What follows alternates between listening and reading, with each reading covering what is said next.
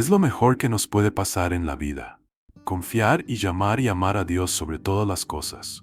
Porque eso es lindo y hermoso. Sentirse muy bendecido, porque te sientes hasta con salud y fuerza y fortaleza para agarrar tu camino. Tremenda predica, una verdadera joya.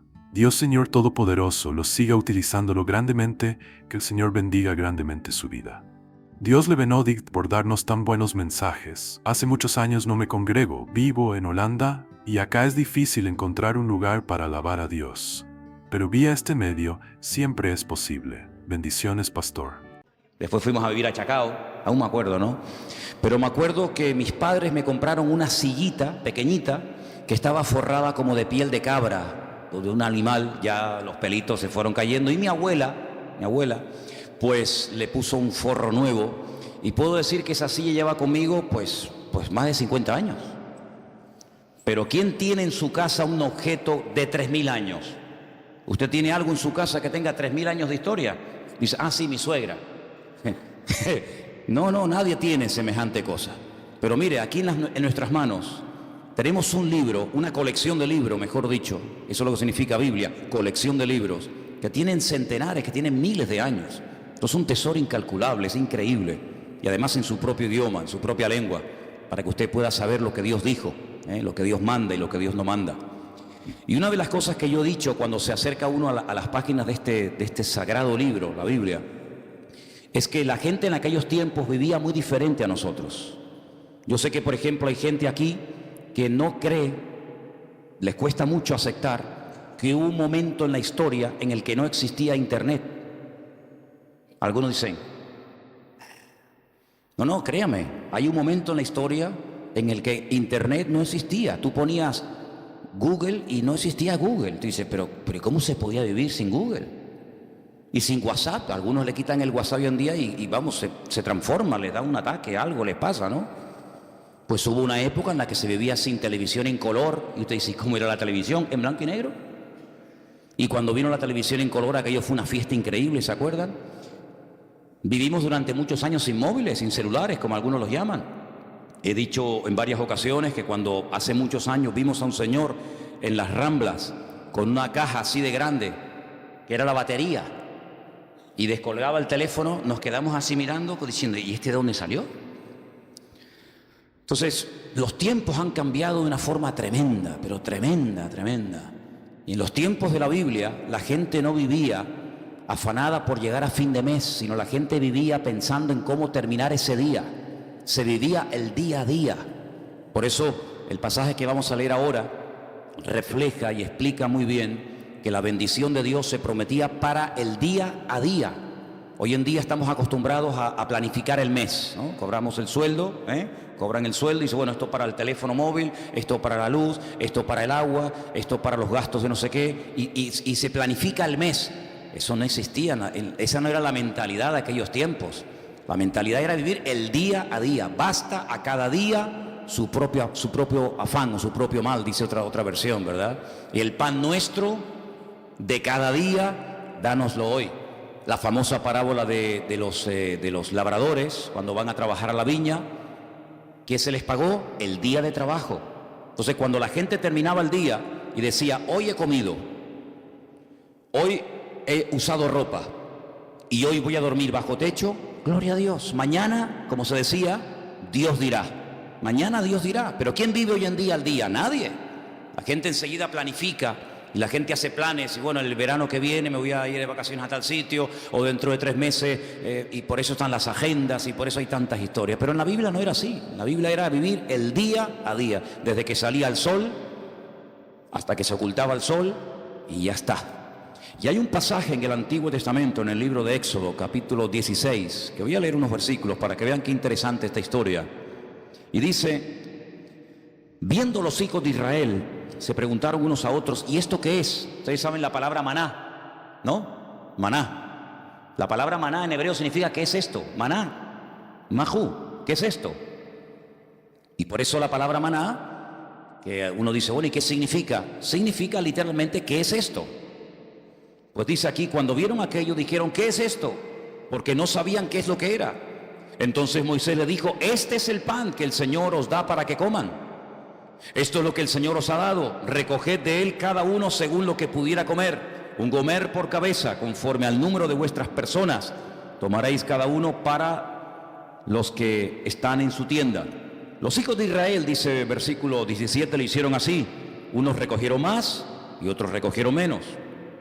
Y lo medían por gomer, y no sobró al que había recogido mucho, ni faltó al que había recogido poco. Cada uno recogió conforme a lo que había de comer. Moisés les dijo, ninguno deje de ello para mañana. Algunos decían, ¿y si mañana no cae el maná? ¿Y si pasado mañana se agota? Vamos a recoger el lunes, para el martes, para el miércoles y para el jueves. Siempre ha habido gente así, ¿no? Pero el Señor le dijo, no. Ellos no obedecieron a Moisés, algunos dejaron de ello para otro día y crió gusanos y hedió, y se enojó Moisés contra ellos. Era una falta de fe, creer que al día siguiente el Señor no iba a derramar su fidelidad, era una falta de fe. Hoy ha caído el maná, sí, mañana otra vez, y pasado otra vez, no se preocupen. Y lo recogían cada mañana, cada uno según lo que había de comer, y luego que el sol se calentaba, se derretía. No sé si han visto seguramente en alguna feria, en algún lugar por ahí, esa gente que tiene como si fuera un caldero y van haciendo una cosa así y crean como ese algodón. ¿Lo habéis visto? Ese algodón de azúcar que cuando lo coges con la mano te empegosta todo. El maná era algo así, era algo muy parecido a eso. El Señor les dijo, cada día ustedes van a ver una demostración de mi fidelidad. Cuando ustedes se levanten, ya el maná está allí. No van a tener que esperar a que caiga. Es decir, yo voy a ir siempre delante de ustedes. Cuando ustedes se levanten el lunes, ustedes recojan todo lo que vayan a comer para el día lunes. Y cuando se levanten el martes, recojan lo que vayan a comer el martes, y así sucesivamente. Pero había gente que dudaba. Había gente que decía, vamos a recoger para 3 o 4 días por si acaso. Vamos a recoger para toda la semana. ¿Y qué pasaba? Se les echaba a perder. Porque el Señor les estaba enseñando al pueblo en el desierto depender cada día de la bendición y de la fidelidad del Señor. Parece como que eso ya no forma parte de nuestro estilo de vida, pero así es como deberíamos realmente vivir los creyentes. Hoy el Señor me ha bendecido, hoy el Señor me ha ayudado, hoy puedo dormir en mi cama, hemos comido, fíjate tú, hemos desayunado, almorzado, otros han merendado antes de venir al culto, otros antes de irse se ponen allí en el mostrador también a picotear, luego llegan a casa, vuelven a comer. Hermanos, Dios es fiel. ¿Cuál es la garantía de que mañana Dios me va a suplir mi necesidad? Que hoy me la ha suplido. ¿Cuántos dicen amén? Como Él no cambia, si Él hoy ha sido fiel, mañana otra vez volverá a ser fiel.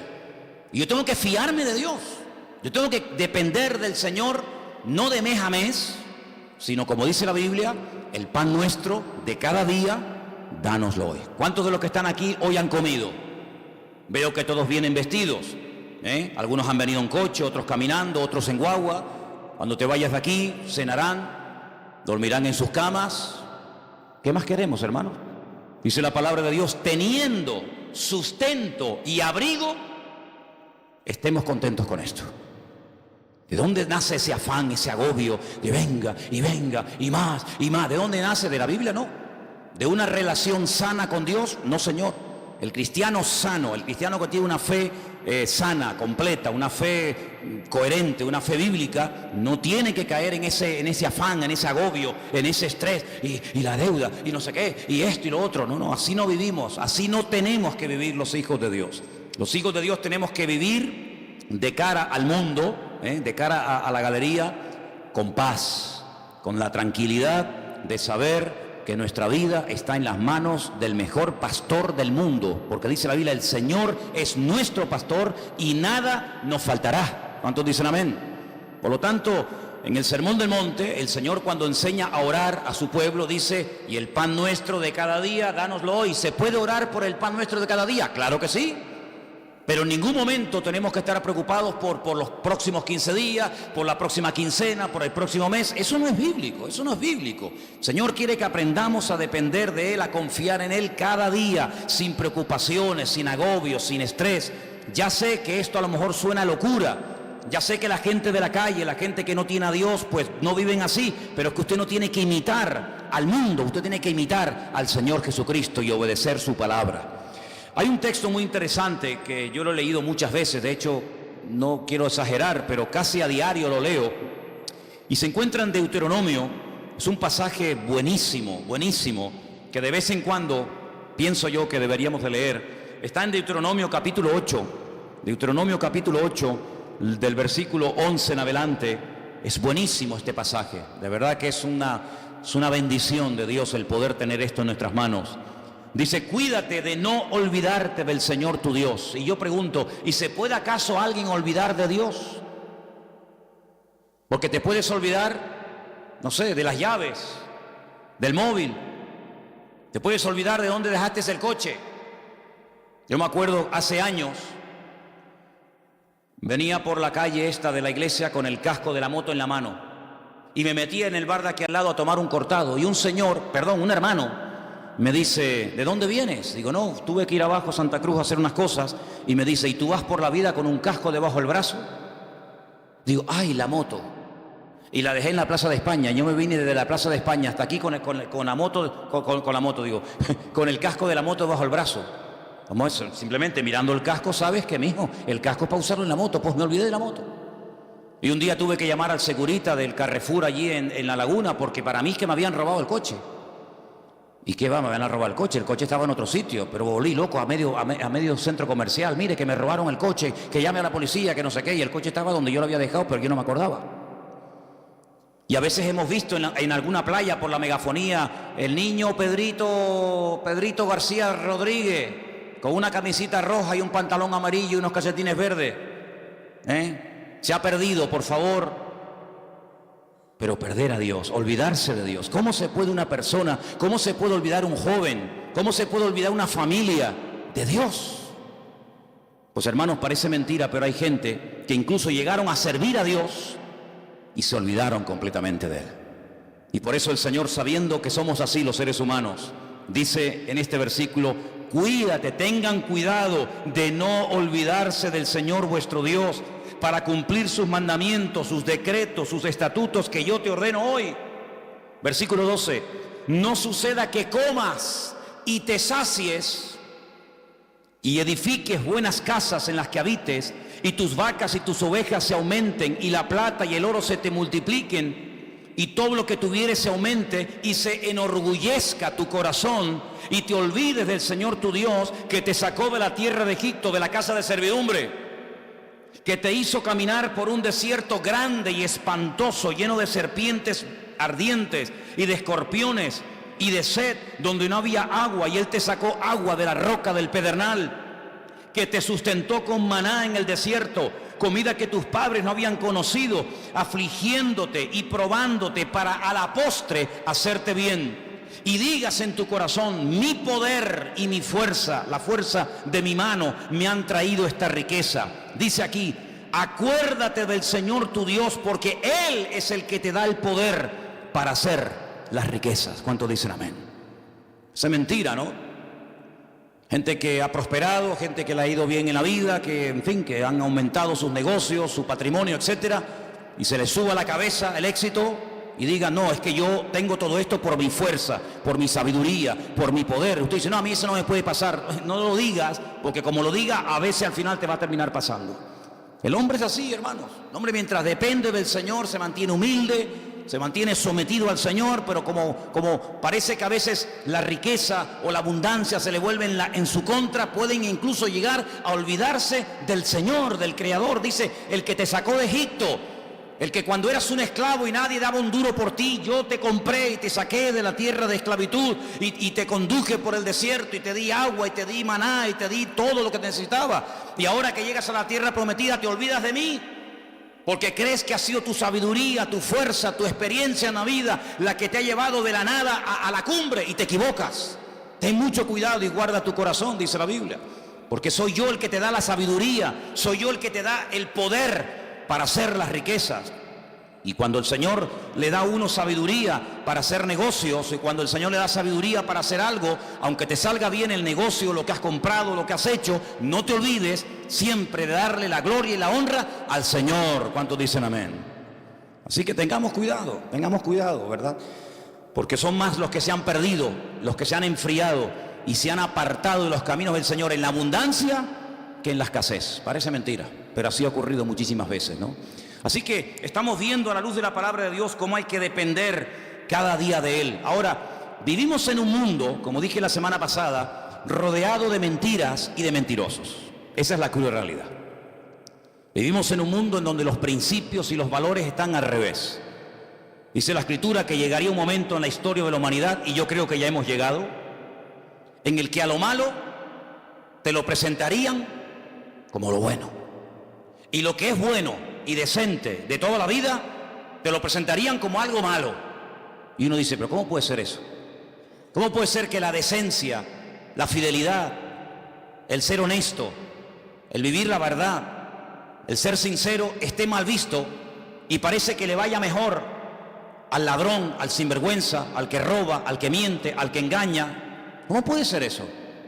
¿Cómo puede ser que personas, por no pagar a lo mejor una pequeña cantidad, le embarguen lo que tienen, y personas que han robado millones se estén pegando la gran vida y salgan en televisión y viajen por aquí y compren por allá? ¿Cómo puede ser eso? Bueno, son los últimos tiempos. Tiempos en los que a lo dulce lo presentarían como salado y a lo salado como dulce, dice la Biblia. Ahora, hay dos versículos que aparentemente son contradictorios, y curiosamente, tanto uno como otro los escribió la misma persona. Por ejemplo, hay un versículo que todo cristiano, yo creo, no, da igual a la iglesia que asista o a la denominación a la que pertenezca, yo creo que hay un versículo que todos los cristianos se lo saben de memoria. Y si no, vamos a comprobarlo. Juan 3:16. ¿Qué dice? Díganlo, díganlo, díganlo fuerte. Uy, no. A ver si me vais a dejar en... Que esto lo están viendo miles de personas ahora mismo en el mundo entero, ¿eh? Decirlo fuerte, a ver qué dice. Porque de tal manera amó Dios al mundo, que ha dado a su Hijo unigénito, para que todo aquel que crea en Él no se pierda, mas tenga vida eterna. ¿Qué dice la Biblia que Dios hizo? Dios amó. ¿A quién? Al mundo. Dígalo fuerte. Dios amó al mundo. Otra vez. Dios amó al mundo. Ahora explíqueme esto. No améis al mundo ni las cosas que están en el mundo. ¿En qué quedamos? Juan 3:16 dice: Dios amó al mundo. Y primera de Juan capítulo 2 verso 15 dice: no améis al mundo ni las cosas que están en el mundo. ¿Cómo es que la Biblia dice que Dios amó al mundo y a mí se me prohíbe amar al mundo?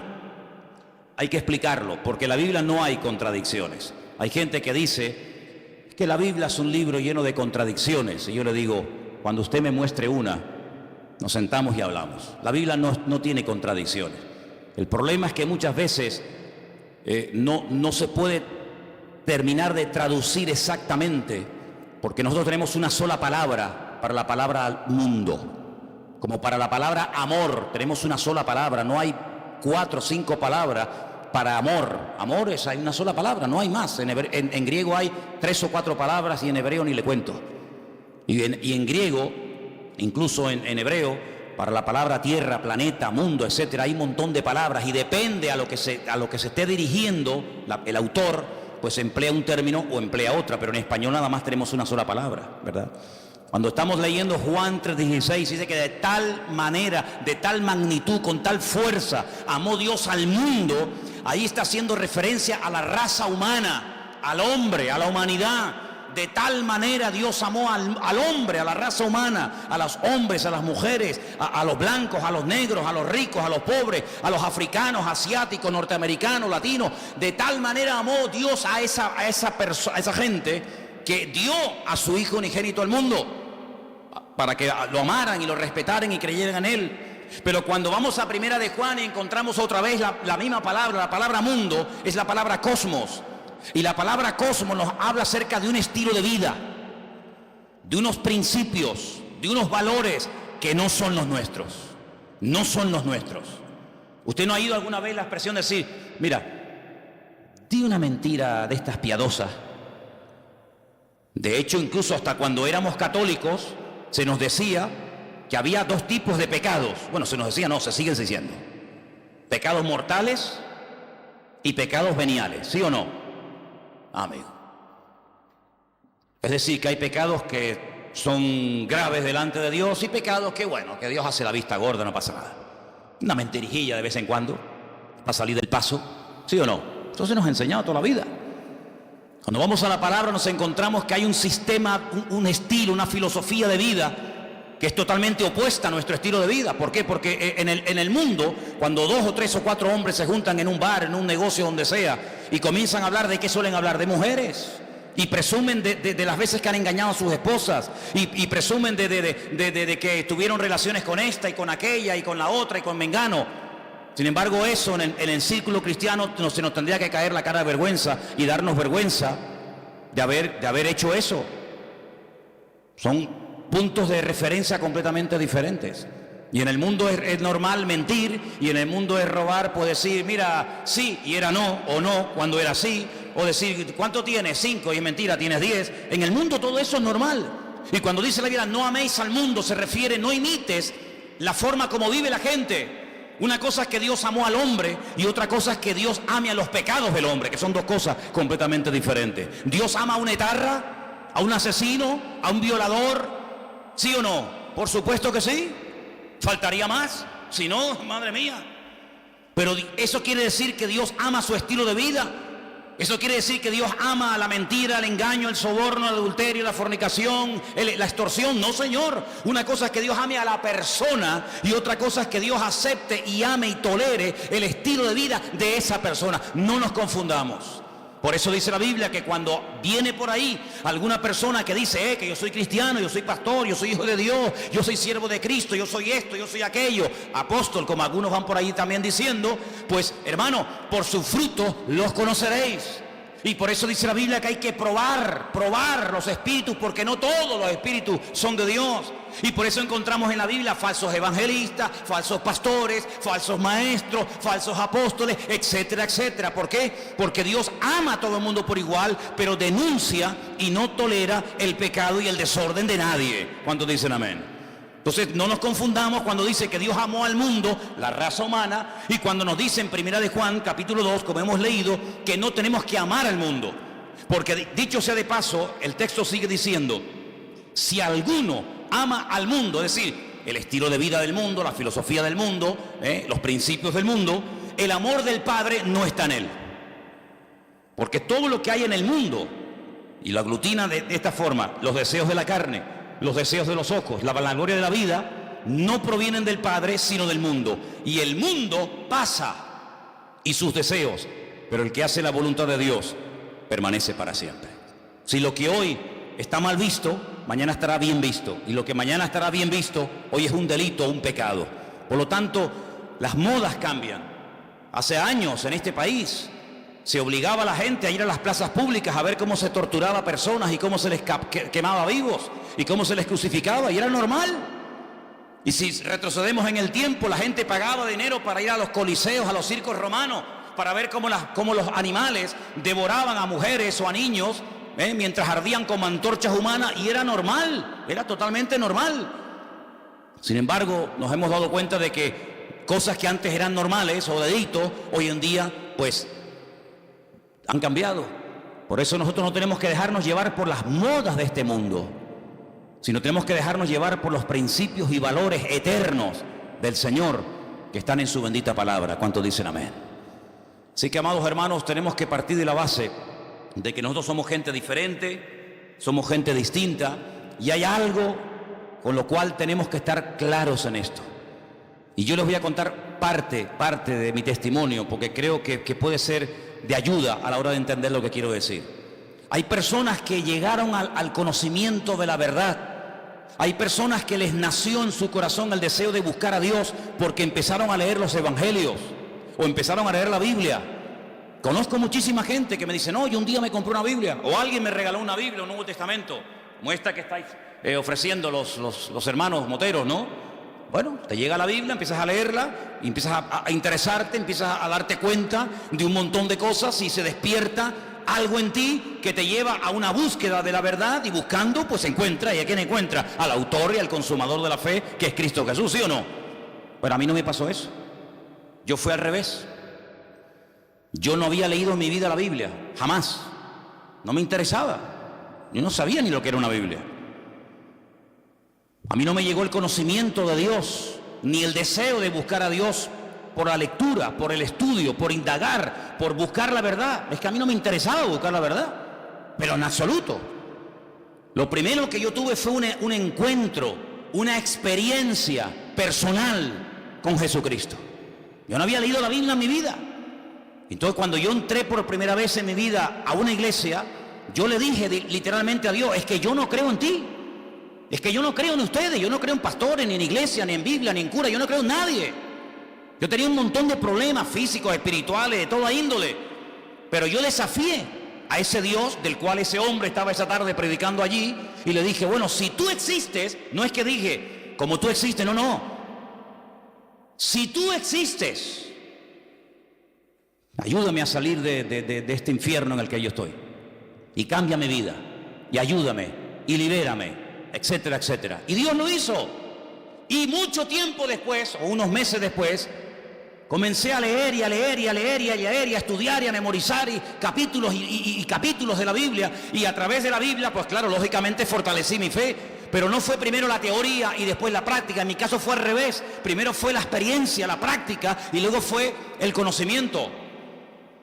Y por eso hay muchas personas que a veces titubean, porque claro, comenzaron a leer la palabra y después tuvieron una experiencia personal con Cristo. Pero cuando uno tiene una experiencia personal con Cristo, a mí no me mueve nadie de la fe que yo tengo en el Señor. Porque a mí los demonios que tenía no me los sacó ningún pastor, a mí me los sanó directamente mi Señor Jesucristo. Y el que me transformó la vida no fue una predicación de un reverendo o de un apóstol, como ese radio se llame, sino que directamente mi Señor y mi Dios me liberó y me transformó y me rompió completamente. Y después comencé a leer su palabra. Y por eso hay gente que lee la palabra y después tiene la experiencia, si es que la llegan a tener, y por eso a veces dudan de haber interpretado correctamente el texto y lo habré interpretado mal, y en vez de resulta que era así y resulta que era asado. Yo no tengo la más mínima duda. Yo he hablado con budistas, he hablado con gente que practica el Islam, he hablado con rabinos judíos de todo tipo, cerrados, abiertos, de toda índole, y yo cada día estoy más firme en mi fe, porque a mí el conocimiento y la experiencia no me vino por lo que leí ni por lo que me enseñaron. Es que yo tuve un encuentro personal con Cristo. Yo era ciego y ahora veo. Entonces, cuando una persona tiene un encuentro personal con Cristo, que digan lo que digan, que hagan lo que hagan, que pase lo que pase, yo sé en quién he creído. ¿Cómo voy yo a negar que soy blanco? Hermano, si yo me subo a esta plataforma esta tarde y digo: hermano, ustedes me ven blanquito, pero yo realmente en el fondo soy negro. Usted dirá: bueno, hermano, usted de la que quiera, pero usted se le ve por fuera y usted tiene piel blanca. No, mire, hermano, es que yo soy moreno, mulato y soy mujer. Pasa que ustedes me ven con otra visión. No puedo negar, yo no puedo negar lo que soy. Pues exactamente igual le digo espiritualmente. Yo no puedo negar que Cristo un día me sanó, me liberó y me transformó la vida. Y no lo leí en la Biblia, no lo leí en un libro, lo sentí, lo experimenté personalmente. Por eso cada vez que voy a Israel, cuando vengo más firme en mi fe. Y no es que voy allí y digo: ay, a lo mejor creía al revés de como yo era. No, es que me da igual. Porque yo no fui al convencimiento de la verdad por lo que leí, sino por lo que viví y por lo que experimenté. Y cuando una persona experimenta algo, no desde la teoría, sino desde la práctica, ese hombre y esa mujer no lo tumba ni lo sacude nada ni nadie. ¿Cuántos dicen amén? Si yo subo esta noche aquí a un hombre y subo a una mujer y le digo: hermano, explique lo que es un parto. Y ya, bueno, pues un parto, ¿no? Tienes dolores, hay un momento como se rompen aguas, se llama, ¿no? Corríjame porque yo en esto estoy fatal, ¿eh? Se rompen aguas, te entran dolores, empiezan a dilatar, no sé qué, no sé cuánto, tienen que llevar a la clínica y te suben allí en aquellos aparatos y te dice: sopla, aprieta, no, ahora sí, ahora asado, ¿sí o no? Qué malo soy, plegarse fatal. Asuman ustedes una mujer aquí que haya parido y dice: mira, Manolo, cállate la boquita, anda. Un parto no tiene nada que ver con lo que tú has dicho. Tú estás hablando desde la teoría, desde lo que has oído, de lo que te han contado. Pero yo he parido y un parto es esto y esto y esto. ¿Quién puede dar mejor una información de lo que es un parto? ¿Yo o una mujer que ha parido? Evidentemente una mujer que ha parido. Porque no lo habla desde la teoría, lo habla desde la realidad, desde el dolor. Lo habla desde la sensación de haber tenido esa criatura en su vientre y de haberlo sacado y ver la realidad de lo que es un parto. Y exactamente igual ocurre, amados hermanos. Hay gente que habla de Dios desde la teoría, que si Dios es así, que si Dios es asado, que si no sé qué, que hablas con un judío te dice una cosa, hablas con un musulmán te dice otra, hablas con un evangélico te dice una cosa, hablas con un mormón te dice otra cosa, hablas con un budista te dice no sé qué. Y entonces tú dices, Dios mío, pero cada uno tiene una opinión diferente, pero todos tienen la razón. No puede ser que los musulmanes digan que Dios no tiene un hijo y que los cristianos digan que Dios sí tiene un hijo. ¿Quién tiene la razón? ¿El musulmán o Dios? ¿O el cristiano? Porque yo pregunto, ¿Dios tiene un hijo o no tiene un hijo? Porque si no tiene Dios un hijo, entonces los musulmanes tienen razón. Pero si Dios tiene un hijo que se llamó Jesucristo o Yeshua HaMashiach y vino a este mundo a morir en una cruz y resucitó el tercer día, entonces este no dice la verdad la está diciendo este hombre. La pregunta que muchas veces me han dicho es: ¿cómo es posible que un pueblo tan culto, tan sabio, tan preparado, personas que están todo el día desde que se levantan, créanme, desde que se levantan hasta que se acuestan, leen y leen y leen y leen y memorizan y aprenden y aprenden y aprenden, y me refiero al pueblo de Israel, ¿cómo es posible que ellos no crean que Jesucristo es el Hijo de Dios? Porque te explican otra cosa y te quedas con la boca abierta y te dicen arriba y abajo y el verbo, el ifil, el ipalel, el pual y te explican todas las conjugaciones del verbo. Pero cuando hablamos de Jesucristo no tienen ni idea. Y uno dice, ¿cómo es posible que nosotros que no hemos sido criados en este ambiente, por lo menos yo, tengamos las ideas más claras y podamos explicar no desde la teoría de un libro, sino de la experiencia personal, quién es y quién no es Jesucristo? ¿Cómo es posible que 14 veces se hayan equivocado los judíos nombrando a un Mesías que luego le salió el tiro por la culata? Lean la historia de Bar Kokhba. Una ruina trajo a Israel. ¿Quién lo apoyó? Uno de los rabinos más grandes en la historia de Israel, Rabí Akiva. Un hombre que fue capaz de morir torturado. Dice que mientras lo quemaban los romanos en el 100 y pico después de Cristo, con pinzas le arrancaron la piel. Y todos los trocitos de piel que le quedaban con un cepillo de púas se la arrancaron. ¿Cómo es posible que un hombre que murió de esa manera torturado dijera que Jesucristo fue un impostor? Y después tuvieron a otro llamado Sibitai. Y ese fue una ruina total porque la mayoría de los judíos del mundo entero lo reconocieron como el Mesías. Y al final, cuando lo apresaron los turcos, cuando lo prendieron los musulmanes, le dijeron: o claudicas de esto o te matamos. Y se convirtió al Islam y todavía ni se han recuperado. ¿Y cómo es posible que hace unos años en todas las calles de Israel, en los taxis, en las guaguas, en los colegios, en la radio, en la televisión, por todas partes había pancartas: que viene el Mesías, que viene el Mesías, que viene el Mesías, el viejito Lubavitch, un viejito así chiquitito? Ese es el Mesías. Y resulta que se murió. Y todo el mundo dice: uy, ¿ahora? Y ahora eso que le estaban esperando y lo habían proclamado como el Mesías, dice: no se preocupen, de un momento a otro resucita y viene y está entre nosotros otra vez. Y yo digo: Dios mío, ¿cómo es posible que esa gente tan culta y repito, tan sabia y que profundiza tanto la Escritura se hayan equivocado tantas veces? No una, ni dos, ni tres, ni cuatro, muchas veces proclamando a falsos Mesías. Bueno, es que eso está escrito. Eso no es producto de la casualidad. Es que eso ya lo profetizó el Señor en el libro de Isaías capítulo 29. Y quiero leértelo para que veas, es algo impresionante. Que lo que les ha ocurrido estaba escrito, estaba profetizado. Y no nos tiene que sorprender. Y dice en Isaías capítulo 29 a partir del versículo 10: ceguera e hipocresía de Israel. Fíjate qué curioso el capítulo, ¿no? Yo sé que los nombres de los capítulos no son, digamos, inspirados, originales, pero solamente se le llama a este capítulo la ceguera espiritual de Israel. Y mira lo que dice aquí. Porque esto se escribió antes del nacimiento de Cristo, no se escribió en el Nuevo Testamento. Ah, claro, eso lo escribió Pablo, lógico. Es normal que Pablo o Pedro o Juan o Santiago o Mateo digan eso. No. Esto lo escribió Isaías antes del nacimiento de Cristo. Cómo él proféticamente recibe la revelación de cómo iba a actuar esa gente. Y dice así: porque el Señor derramó sobre vosotros espíritu de sueño. Esto es un judío hablándole al pueblo de Israel. Dios derramó sobre vosotros espíritu de sueño y cerró los ojos de vuestros profetas y puso velo sobre las cabezas de vuestros videntes. Ah, ahora entiendo. Ahora entendemos, claro. Y os será toda visión como palabras de libro sellado.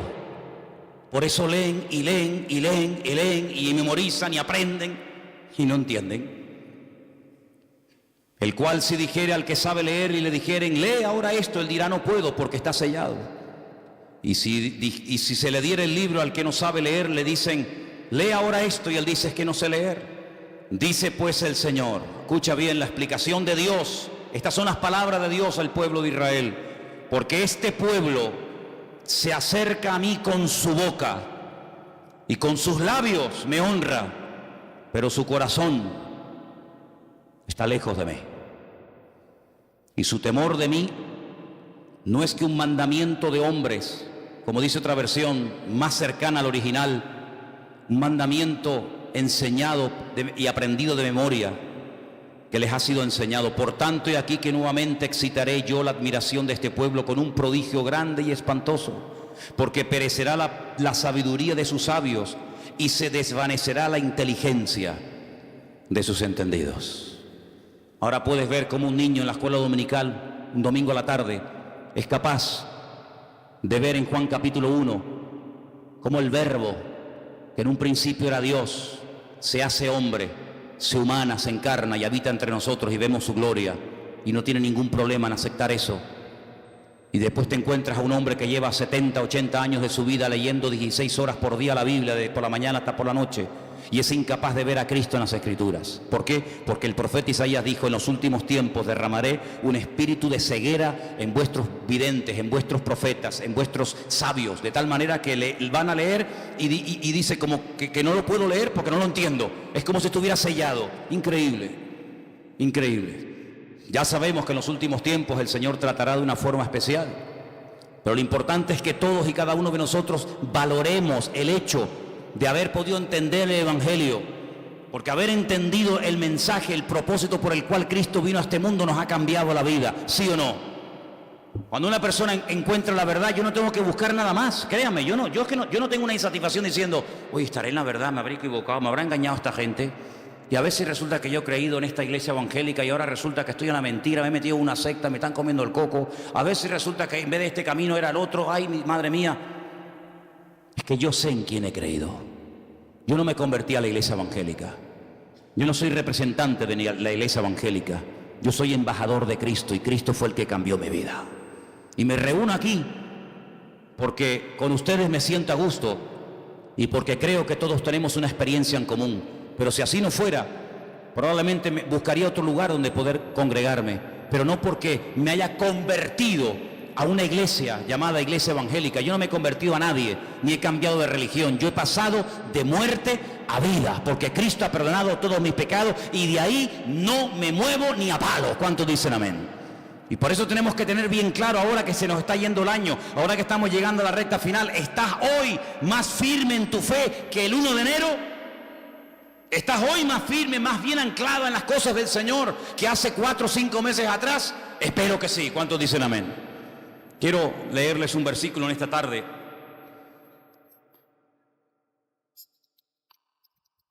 Y antes de buscar ese texto que se encuentra en Apocalipsis, en el capítulo 3, déjenme que les diga algo. Cuando uno empieza a leer la Biblia desde el principio, uno se va a dar cuenta de que cuando Adán y Eva pecaron, y ahora hablaremos un poquito de esa mujer también, quedaron desconectados del Señor, desconectados completamente. Todo cambió, todo. Aquel hombre y aquella mujer eran perfectos. Y usted y yo no somos perfectos, sabíamos eso, ¿no? Si te crees perfecto, díselo a tu mujer a ver qué te dice y ya verás cómo te recuerda que no lo eres. Así de claro. Qué maravilla el ojo humano, ¿eh? Qué maravilla poder ver en colores. Porque nosotros vemos en colores, ¿sí o no? ¿Usted ve en colores?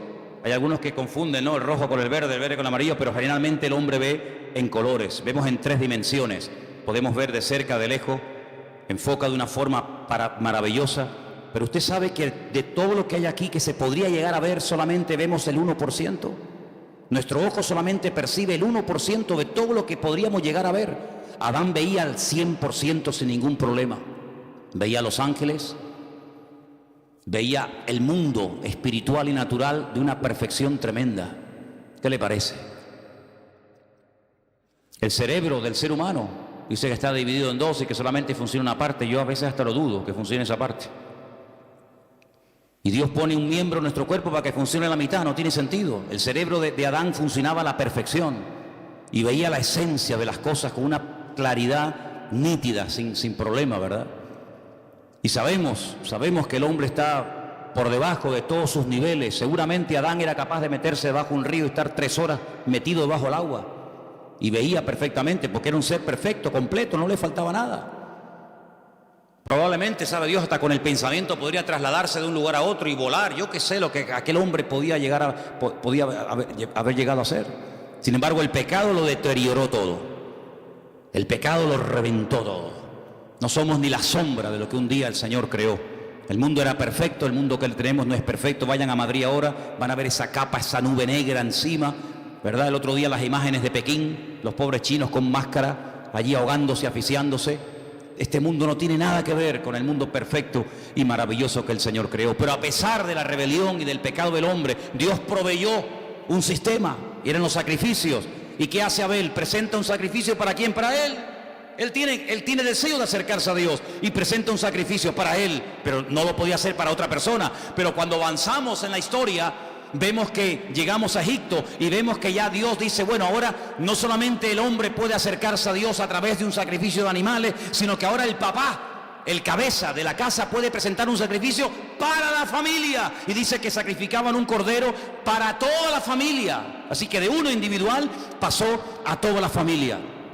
Y después resulta que cuando seguimos avanzando en la relación con el Señor, encontramos que una vez al año se mataba un cordero para toda la nación. Así que pasamos de uno, pasamos a la familia, y de la familia pasamos a la nación. ¿Pero de qué nación estamos hablando? De la nación de Israel. ¿Y todas las demás? No entran, están fuera del pacto, están fuera. Pero cuando vino el Señor Jesucristo, ¿por quién vino a morir? Por toda la raza humana. Y ahí entramos tú y yo, queridos hermanos, los que estaban, los que aún no habían nacido.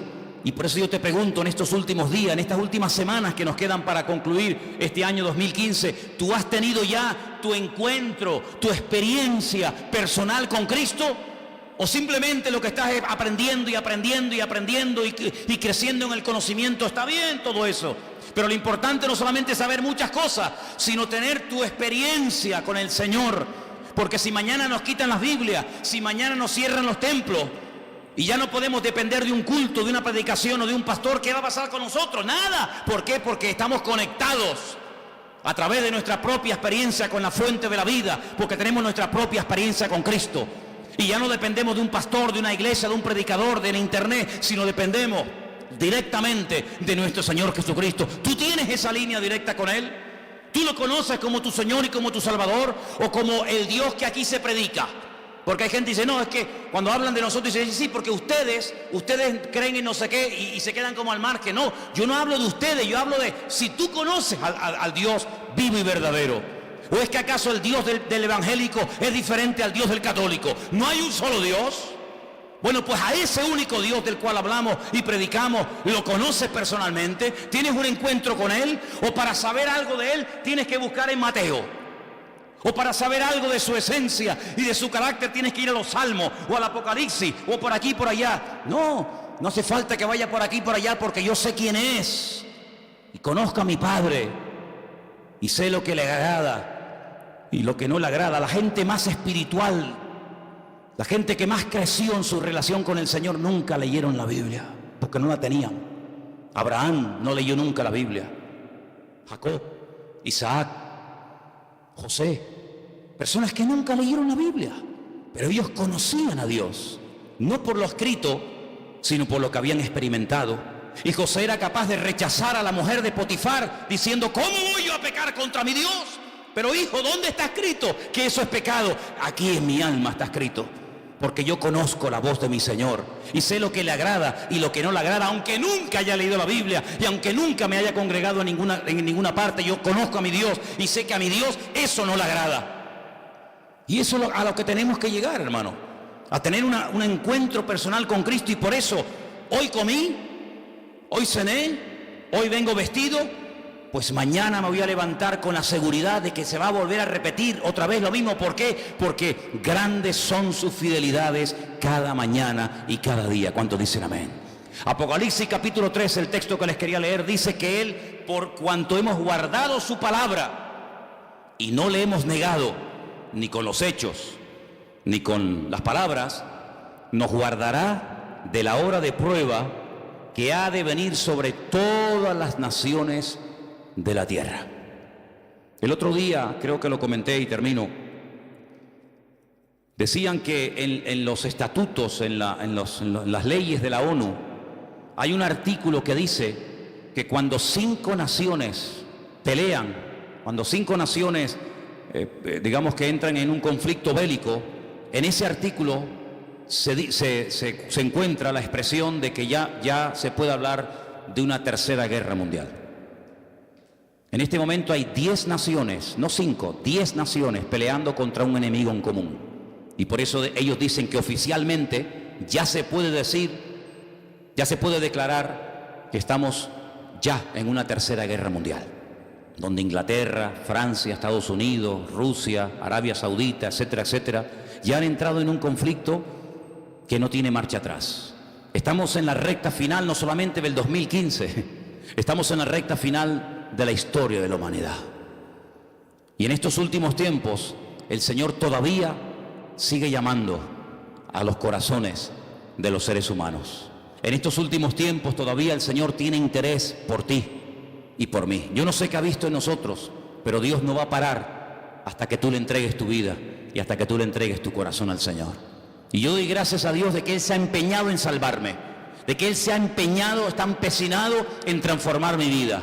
Claro, uno siempre se escuda, ¿no? No, es que yo soy no sé qué, es que no. Mira, solamente sé una cosa. Da igual dónde hayas nacido, da igual la religión que hayas practicado, tal vez ninguna. La cruda realidad es que todos delante de Dios estamos desnudos y todos urgentemente le necesitamos. No hay un verdadero cambio. Una persona puede cambiar y estar una temporada buena, pero eso no es lo que yo buscaba. Porque yo también, cuando estaba sin Cristo, también tuve mis buenas temporadas. Fueron las mínimas. Pero aquí lo que queremos no es solamente cambiar, dejar ciertas y determinadas cosas, o hábitos, o sustancias, o me da igual. No. Aquí lo que queremos es cambiar de vida. Y no se puede cambiar de vida, no se puede estar permanentemente sin meter la pata, perdonen la expresión, no se puede estar permanentemente, digamos, viviendo en victoria y en bendición. No se puede, es imposible. Y usted dice, bueno, ¿qué esperanza me está dando este hombre? Humanamente, ninguna. No hay posibilidad de cambiar.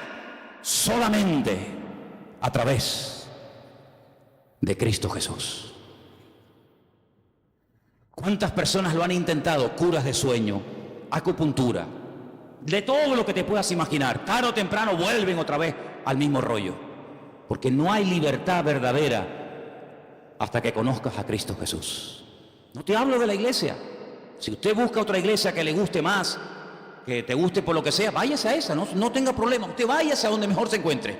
Pero no te olvides que las iglesias no están para cambiar a nadie, sino para decirte quién es el que cambia. Y el que cambia es nuestro Señor Jesucristo. Cierra tus ojos ahí donde estás.